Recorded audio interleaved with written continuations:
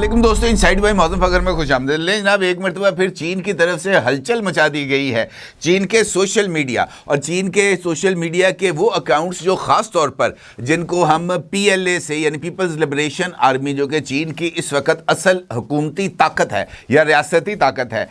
उससे निस्बत रखते हैं, उन अकाउंट्स में इस वक्त जनूबी एशिया का एक नया नक्शा ज़ेरे गर्दिश है। इस नए नक्शे के ज़रिए इस बात को साबित करने की कोशिश की गई है कि अगर इस खित्ते में मुस्तकिल अमन को कायम करना है तो फिर इन ममालिक को जो नक्शे के अंदर मौजूद है, इनकी सरहदों का असर नौ तयन करना बहुत ज़्यादा ज़रूरी है। और अहम बात यह है कि इस नक्शे में ख़ास तौर पर इस बात को मद्देनज़र रखा गया है कि मुस्तकबिल के इस इम्कान के तहत पाकिस्तान और इंडिया की जो सरहदें हैं वो बराह रास्त एक दूसरे के साथ मुत्तसिल ना हो, इसके दरमियान में भी एक रियासत अलग से होनी चाहिए। अहम बात यह है कि चीन के सोशल मीडिया की जानिब से खित्ते का जो नया नक्शा तजवीज़ किया गया है उसका अक्स आप इस वक्त अपनी स्क्रीन पर भी देख सकते हैं। इस नए मुजवज़ा खित्ते का नक्शे के तहत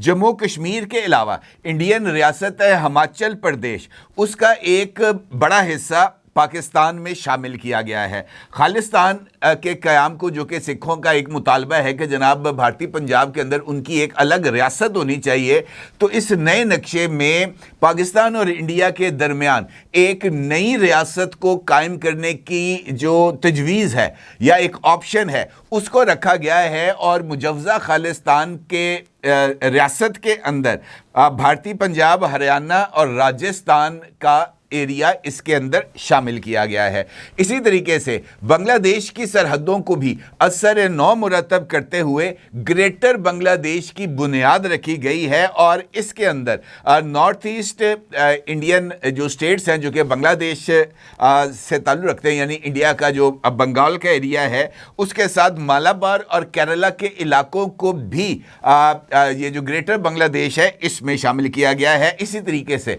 तमिलनाडु की रियासत को श्रीलंका का हिस्सा बनाया गया है और सुकम से लेकर उत्तराखंड तक की जो शुमाली पट्टी है इसको नेपाल का हिस्सा बनाया गया है। जबकि ये जो अरुणाचल प्रदेश और लद्दाख का एरिया है, ये यानी ये जो 7 सिस्टर रियासतों का एक अलग से तकसीम है, उसके तहत ये वाला तमाम एरिया जो है वो चीन के ज़ेरे कंट्रोल होगा। अब ये जो नक्शा है चीन के अंदर ये जो सामने आया है, जिसके बारे में ये बात कही गई है कि अगर आपने इस खित्ते के अंदर पायदार अमन की बुनियाद रखनी है तो आपको सरहदों के असर नौ तयन की ज़रूरत है। तो इनफैक्ट मुझे ऐसे लगता है कि बुनियादी तौर पर इस नक्शे को जारी करना और सोशल मीडिया पर इस नक्शे को वायरल करना, खुद चाइनीज़ अकाउंट्स और वो अकाउंट्स जो कि PLA से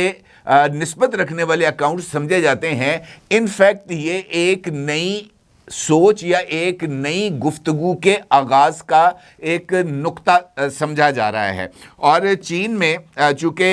ये जो है एरिया इस वक्त इंडिया, चीन और पाकिस्तान, इस रीजन के अंदर ये 3 ऐसे ममालिक हैं जो एक दूसरे के साथ किसी न किसी तरीके से या तो एफिलिएटेड हैं या एक दूसरे के ख़िलाफ़ हैं। पाकिस्तान और इंडिया एक दूसरे के मुखालिफ हैं, चीन और इंडिया एक दूसरे के मुखालिफ हैं। पाकिस्तान और चीन इस रीजन के अंदर बेहतरीन दोस्त समझे जाते हैं। ये जो नक्शा है ये कोई पहली मरतबा नहीं है कि चीन की तरफ से या चीन के सोशल मीडिया पर इस तरह के नक्शे सामने आए हैं। इससे पहले भी इस तरह के नक्शे सामने आते रहे हैं। जम्मू कश्मीर और हिमाचल के एरिए को पाकिस्तान का हिस्सा बनाना इनफैक्ट इस बात की तरफ इशारा है कि इस रीजन के अंदर जो सबसे बड़ा तनाज़ा है वो पाकिस्तान और इंडिया के दरमियान कश्मीर का तनाज़ा है। और इस कश्मीर के तनाज़े को हल किए बगैर इस रीजन के अंदर अमन की बुनियाद नहीं रखी जा सकती। और चाइना ये समझता है कि अक़वाम मुत्तहिदा की करारदादों के तहत अगर इस रीजन के अंदर जो प्रॉमिस्ड है पाकिस्तान और इंडिया का कि वो कश्मीर के अंदर इस्तिस्वाब राय कराएंगे अक़वाम मुत्तहिदा की करारदादों के मुताबिक, तो अगर वो इस्तिस्वाब राय हो जाता है तो फिर मकबूजा जम्मू और कश्मीर और दीगर जो कश्मीरी इलाके हैं उनको पाकिस्तान में शामिल होने से नहीं रोका जा सकता। अगरचे ये बात आपको मद्देनज़र रहनी चाहिए कि कश्मीर एक मुतनाज़ा इलाका है और इसकी हैसियत इस वक्त भी बैनुल अक़वामी कानून के मुताबिक एक मुतनाज़ा रियासत की ही है। इंडिया इसके ऊपर जितना मर्जी दावा कर ले, जितने मर्जी आइन के आर्टिकल बना ले या जितने मर्जी आइन के आर्टिकलों को मनसूख कर दे, इससे कोई फ़र्क नहीं पड़ता। ये एक सच्चाई है आलमी कानून के मुताबिक और ये एक मुतनाज़ा इलाका रहेगा उस वक्त तक जब तक इस एरिए का जो हतमी तयन है मुस्तकबिल का वो ना कर लिया जाए। इसी तरीके से खालिस्तान है जो कि सिखों की रियासत है और सिख इस हवाले से अपनी आज़ादी के लिए एक तवील अरसे से जद्दोजहद करते हुए नज़र आ रहे हैं। माजी में भी जब इंदिरा गांधी प्राइम मिनिस्टर थी इंडिया की तो उस वक्त भी ये जो खालिस्तान तहरीक है ये बहुत अरूज पकड़ चुकी थी और एक मौके पर तो ऐसे महसूस हो रहा था कि खालिस्तान तहरीक जो है वो कामयाब होगी और इंडियन पंजाब के अंदर इंडियन सिख कम्युनिटी के लिए एक अलग रियासत कायम हो जाएगी। और सिखों के इसी जोर को तोड़ने के लिए इंदिरा गांधी की तरफ से गोल्डन टेम्पल पर अटैक करते हुए संत जरनैल सिंह भिंडरावाला समेत सैकड़ों लोगों को गोल्डन टेम्पल के अंदर ही हलाक कर दिया गया था और इंडिया ने सिखों की इस तहरीक को कुचलने के लिए बहुत ज़्यादा ताकत का इस्तेमाल किया था। वो अलग बात है कि बाद में इंदिरा गांधी खुद अपने मुहाफ़िज़ों के हाथों कत्ल हो गई, लेकिन जो बीज बोया जा चुका था वो अब इस वक्त भी ना सिर्फ मौजूद है बल्कि इंटरनेशनल कम्युनिटी के अंदर ये जो खालिस्तान है इसकी तहरीक को लेकर बहुत सारे लोग इस वक्त जो है वो लाइमलाइट में भी है और अपने कॉज के लिए आगे बढ़ते हुए नजर आ रहे हैं। अभी रिसेंटली मई के अंदर जब पाकिस्तान और इंडिया की लड़ाई हुई थी इस मौके पर भी इंडियन सिख कम्युनिटी ने वाज़े तौर पर इस जंग से अपने आप को अलग रखा था। बल्कि अभी जो हालिया सैलाब आया था वहां पर सिख कम्युनिटी ने वाज़े तौर पर इस बात का इजहार किया था कि नरेंद्र मोदी की जो हुकूमत है वो जानबूझकर पंजाब के दोनों ये जो हिस्से हैं इंडियन पंजाब या पाकिस्तानी पंजाब इसको नुकसान पहुंचाने के दर पे हैं। इसी वजह से ये जो मामला है खालिस्तान का इसको एड्रेस किया जाना चाहिए। अब जहां तक बांग्लादेश का ताल्लुक है तो बांग्लादेश ने भी हालिया दिनों में ये जो एक ग्रेटर बांग्लादेश है इस कॉन्सेप्ट पर जो गुफ्तगू है उसका आगाज़ हुआ था। आपको याद होगा कि पाकिस्तान के former chairman joint chiefs of staff committee general Sahir Shamshad Mirza साहब ने जब विज़िट किया था बांग्लादेश का तो उस वक़्त बांग्लादेश के जो चीफ एग्जीक्यूटिव हैं मोहम्मद यूनुस साहब उन्होंने उनको एक तोहफ़ा पेश किया था और उसके अंदर वो बहुत ज़्यादा बहस के अंदर आ गया था और इंडिया ने बहुत ज़्यादा तनकीद की थी बांग्लादेश के ऊपर क्योंकि जो उनको तोहफ़ा पेश किया गया था नक्शा था एक किताब का तो उसके ऊपर जो बांग्लादेश है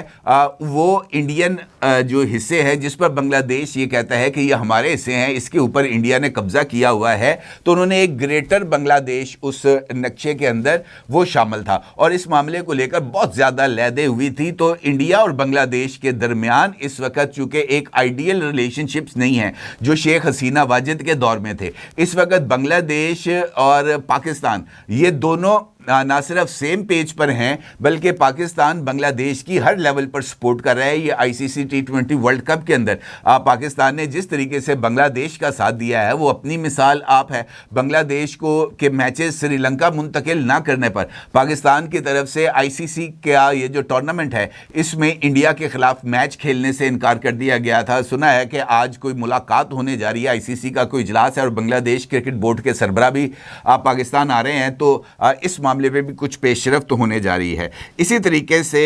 श्रीलंका के अंदर ये जो तमिल बागियों का मामला था तो एक वक्त तक श्रीलंका और इंडिया के दरमियान ताल्लुकात कशीदा थे और श्रीलंका ये समझता था कि तमिल टाइगर्स हैं उनको इंडियन हुकूमत स्पॉन्सर कर रही है और ये जो तमिलनाडु की जो तकसीम थी इनफैक्ट इसी बुनियाद पर ये तमिल टाइगर्स जो हैं वो श्रीलंका के जाफना वाले एरिया के ऊपर बहुत ज़्यादा अटैक्स करते हुए नज़र आ रहे थे। तो ये जो सूरत हाल है एक दावा श्रीलंका का तमिलनाडु पर मौजूद है और वो इसी हवाले से इस पर जिक्र किया गया है। सिक्किम से लेकर उत्तराखंड तक का एरिया नेपाल, ये बात भी बड़ी अहमियत की हामिल है कि अभी रिसेंटली मैंने इसी प्लेटफॉर्म से आपके साथ नेपाल के जो नए नोट जारी हुए थे उसके ऊपर एक वीडियो की थी और नेपाल ने ये जो उनके बॉर्डर्स एरिया से बाहर का एरिया है झारखंड तक का, उस पे नेपाल ने उन एरियाज को अपने जो नए करेंसी नोट्स हैं उसके ऊपर शाया कर दिया था। और इस इशू को लेकर भी इंडिया और नेपाल के दरमियान जो ताल्लुकात हैं बहुत ज़्यादा कशीदा हो गए थे। उसके बाद इंडिया के अंदर ये जो अभी दिल्ली ब्लास्ट हुआ था उसमें ये इल्ज़ाम बांग्लादेश और नेपाल पर आयद किया गया था कि जनाब ये जो मुबैना हमलावर थे ये बांग्लादेश और नेपाल के ज़रिए इंडिया में दाखिल हुए थे। तो इनफैक्ट बात ये है कि इस वक्त रीजन का कोई एक ऐसा मुल्क नहीं है जिसके इंडिया के साथ जो ताल्लुकात हैं वो ख़राब ना हो। और इसी वजह से मुझे ऐसे लगता है कि ये जो तमाम एतराज़ात हैं इनको एड्रेस करने के लिए ये जो नया नक्शा है ये जारी किया गया है। इसी तरीके से लद्दाख, अपर तिब्बत और अरुणाचल प्रदेश ये चाइना के हिस्से में आए हैं। ये नक्शे क्यों बनते हैं? बुनियादी तौर पर अगर हम देखें तो ऐसे नक्शे अमूमी तौर पर 3 वजूहात की बुनियाद पर बनते हैं। एक तो ये जो ऑनलाइन दाखिली सियासत है इसको पोर्ट्रे करने के लिए, साइकोलॉजिकल वॉरफेयर की बुनियाद के ऊपर, और जियोपॉलिटिकल बहस को हवा देने के लिए। अगर देखा जाए तो इस वक्त इस रीजन के अंदर ये जो जियोपॉलिटिकल बहस है ये बहुत ज़्यादा अहमियत की हामिल हो चुकी है, ख़ास तौर पर इंडियन पर्सपेक्टिव से। जिस तरह मैंने आपसे गुजारिश की है कि इंडिया की जो 7 सिस्टर स्टेट्स हैं वहाँ पर इस वक्त भी आज भी मैंने मुख्तलिफ वीडियोस देखी हैं जहां पर इंडियन रियासत है मणिपुर, वहां पर बहुत ज़्यादा हंगामे हुए हैं, बल्कि इंडियन फ़ौज को पीछे धकेला गया है मुजाहिरीन की तरफ से। तो ये इस तरह की एक जो हकीकत है वो अपनी जगह पर मौजूद है। और चूँकि जिस तरह मैंने आपसे गुजारिश की है कि इंडिया इस रीजन के अंदर अपने आप को चीन से ऊपर की कोई ताकत समझता है, तो इसी बुनियाद पर अपनी इस इकनॉमिक ताकत, अपनी जियोपॉलिटिकल लोकेशन और अपने वसाइल की बुनियाद पर वो रीजन के तमाम ममालिक को अपने ज़ेरे नगी रखने की, उनको दबाने की या अपनी मर्जी मुसल्लत करने की कोशिश करता रहता है। और रीजन के तमाम ममालिक ख़ासतौर पर मई के बाद जब से पाकिस्तान से कुट पड़ी है उनको इस बात का एहसास हो गया है कि इस रीजन के अंदर मोदी कोई अकेला चौधरी नहीं है, यहाँ इस रीजन के अंदर उसको टक्कर देने वाले मौजूद हैं, जिसकी बुनियाद पर ये जो कमज़ोर ममालिक समझे जाते हैं इन्होंने भी अब इंडिया को आंखें दिखाना शुरू कर दी हैं। लिहाजा ये जो सिचुएशन है, ये जो इम्कान है, ये बुनियादी तौर पर इस बात की तरफ इशारा कर रहा है कि जियोपॉलिटिकल सिचुएशन के पर्सपेक्टिव में ये जो नफ्सियाती और इतलाती वॉर गेम शुरू हुई है, इस वॉर गेम को अब एक ख़ास अंदाज से मुख्तलिफ मुकामात पर मुख्तलिफ मकातब फ़िक्र के अंदर पिच किया जाएगा, ताकि जो दबाव इंडिया इस वक्त अपनी जो हैसियत है उसको लेकर बर्दाश्त कर रहा है, उसको और ज़्यादा इस तरह की बहस में लाकर जो है वो और ज़्यादा उसको उलझाया जा सके। इसी तरीके से ये जो जोग्राफियाई तौसी है, जिस तरह मैंने भी आपसे गुजारिश की है कि कुछ इंटरनेशनल लॉज मौजूद हैं जिसके ज़रिए सरहदों को इस तरीके से तब्दील नहीं किया जा सकता। लेकिन चूँकि अब डोनाल्ड ट्रंप इस वक्त एक नया थानेदार आ गया है इस दुनिया में और वो अपनी मर्ज़ी की सरहदों का तयन कर रहा है। कल परसों उन्होंने ये जो वेनेज़ुएला है इसके हवाले से गुफ्तगू करते हुए कहा कि अब चूँकि वेनेज़ुएला और अमेरिका दोनों ही एक चीज़ हैं, और इस वक्त अगर हम अमेरिकन इकॉनमी के अंदर या अमेरिकन ऑयल रिज़र्व्स के साथ वेनेज़ुएलियन ऑयल रिज़र्व्स को शामिल कर लें, जो कि अब हमारे ही हैं, तो दुनिया का जो तेल है उसका 68% यानी 68% of the oil of the earth belongs to US. तो उनका ये कहना है कि इस वक्त दुनिया में सबसे ज़्यादा तेल के ज़खायर रखने वाले हम हैं, और बाकी दुनिया को उन्होंने ये तासुर देने की कोशिश किया कि अगर तेल चाहिए तो मेरे साथ बना के रखनी होगी। तो उसके साथ साथ ग्रीनलैंड, आइसलैंड, अब बहुत कनाडा, वो डोनाल्ड ट्रंप अब ये जो सरहदें हैं इनको एक हकीकी सरहदों को नेशनल सिक्योरिटी के साथ जोड़ कर देख रहे हैं। तो अगर अमेरिकन प्रेसिडेंट डोनाल्ड ट्रंप अपनी नेशनल सिक्योरिटी के लिए दीगर ममालिक को अनेक्स करते हैं अमेरिका के अंदर, तो फिर दीगर ममालिक को भी ये खुली छुट्टी मिल जाएगी कि वो अपने जो जियोपॉलिटिकल अंदाज हैं उसके मुताबिक अपनी सरहदों को रीडिज़ाइन कर सकें। और ये सारा मामला इसी सिमत में आगे बढ़ता हुआ मुझे नज़र आ रहा है। अमन की नीयत अलग बात है, लेकिन उस अमन के लिए जो इंडिया है, मुझे ऐसे लगता है कि उसके 4 टुकड़े जो हैं वो होने जा रहे हैं, या ये जो तजवीज़ है ये इनफैक्ट इस सोच को और ज़्यादा तकवीत देगी कि अमन के लिए इस रीजन के अंदर, ख़ास तौर पर साउथ एशिया में, इंडिया के 4 हिस्से होना ज़रूरी है। और चाइना ने इस मामले पर लीड लेते हुए ये जो नया नक्शा जारी किया है, ये इनफैक्ट नरेंद्र मोदी सरकार की नींदों को उड़ाने की एक कोशिश है। और जिस तरह का रिस्पांस सोशल मीडिया पर इस नक्शे को लेकर आ रहा है, मुझे ऐसे लगता है कि ये नींदें उड़ के ही रहेंगी। अपनी जगह ज़रूर इजहार कीजिएगा। आपको बहुत शुक्रिया। अल्लाह हाफ़िज़। 999 कम्युनिकेशन, डिजिटल मीडिया और यूट्यूब चैनल्स की दुनिया में बड़ी कामयाबियां समेटने के बाद अब वेब न्यूज, वेब चैनल और यूट्यूब न्यूज चैनल की तरफ कदम बढ़ा रहा है, जिसके लिए हमें मुल्क भर में रिपोर्टर्स की जरूरत है। ख्वाहिशमंद हजरात व खवातीन नीचे दिए गए नंबर पर राब्ता करें। व्हाट्सएप +92 309 1226 999।